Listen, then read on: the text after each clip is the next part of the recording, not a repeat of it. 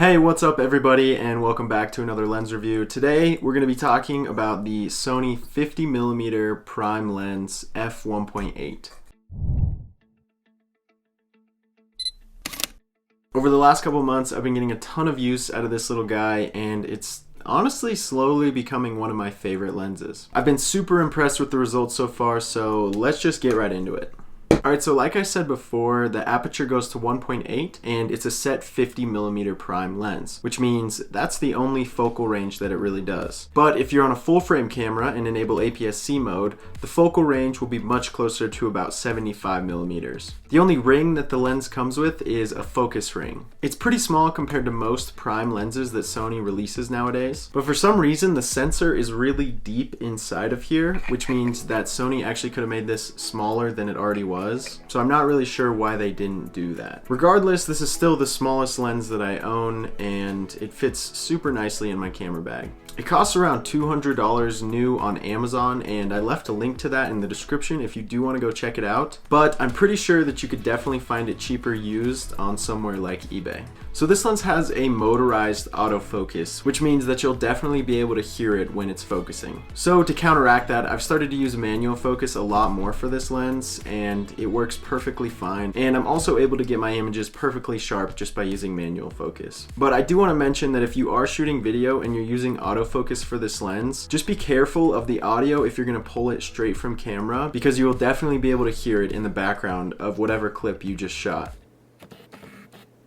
To continue on the video topic, this thing absolutely crushes it for video. I've used it to film a ton of different stuff, such as landscapes, some concert stuff, and other portrait and product related things. And because I was able to use it at a concert, I was able to test its low light capabilities. And I have to say that I'm actually very surprised at how well it did in low light settings.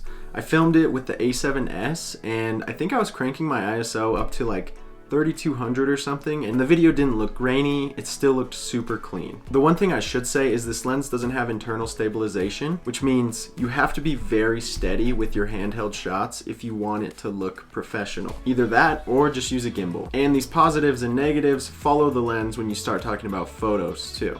Again, it has great low light capabilities and all the images just look super sharp. Because it has that motorized autofocus, I've noticed that sometimes it gets the focus wrong. And when you're trying to focus on a subject, the lens may think that you're trying to focus on the background or something in the foreground, and it will get whatever you're trying to get in focus just totally wrong. And again, to get around this, I generally have been shooting in manual focus with this lens, which isn't even that big of an inconvenience. This is one of the first prime lenses that I ever got, and I have to say I'm a huge fan. What I've heard is prime lenses generally generate a sharper image, and I can definitely agree with that when speaking about this lens. Plus it has an f-stop that goes down to 1.8, which is just super nice when dealing with the shallow depth of field. It's a good lens that can be used for a variety of different things, from landscape photography to portraits to street photography to even shooting weddings. And maybe it's just because it's a set 50mm and there's just a ton of different things that you can shoot at that focal range, but I have to say that this lens is a great way to utilize that.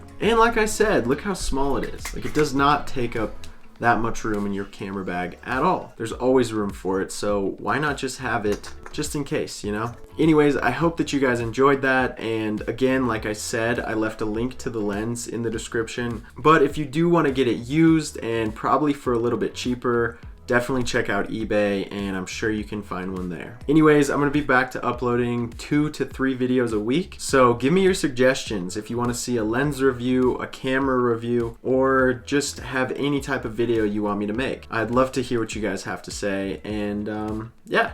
Anyways, take care, and I will see you in the next video. Bye guys.